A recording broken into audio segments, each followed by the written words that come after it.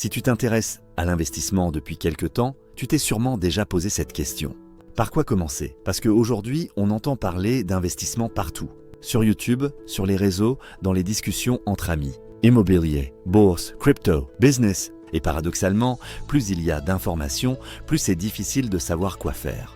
Dans cette vidéo, je ne vais pas te dire comment devenir riche rapidement. Je vais simplement t'expliquer par quoi commencer, dans le bon ordre, de manière réaliste et durable. Le problème principal aujourd'hui, ce n'est pas le manque de connaissances. C'est le trop-plein. On consomme énormément de contenu, vidéos, podcasts, posts, threads.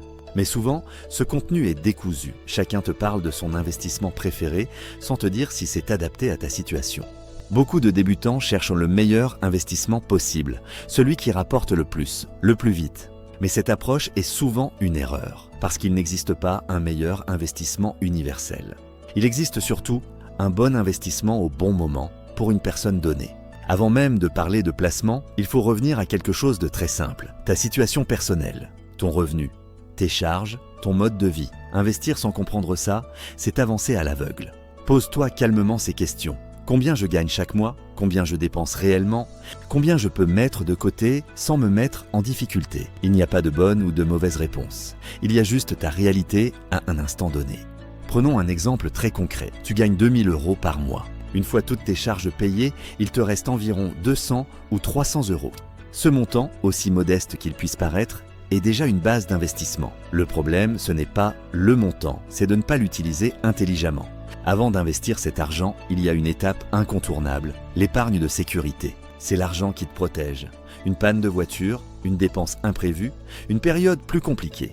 Sans cette réserve, chaque investissement devient une source de stress. En général, on parle de 3 à 6 mois de dépenses. Ce chiffre n'est pas magique, c'est simplement un ordre de grandeur pour te permettre de faire face aux imprévus sans toucher à tes investissements. Une fois cette base en place, beaucoup de gens veulent aller trop vite. Produits complexes, stratégies compliquées. Pourtant, la simplicité est souvent ce qui fonctionne le mieux sur le long terme, parce qu'elle est compréhensible et surtout tenable.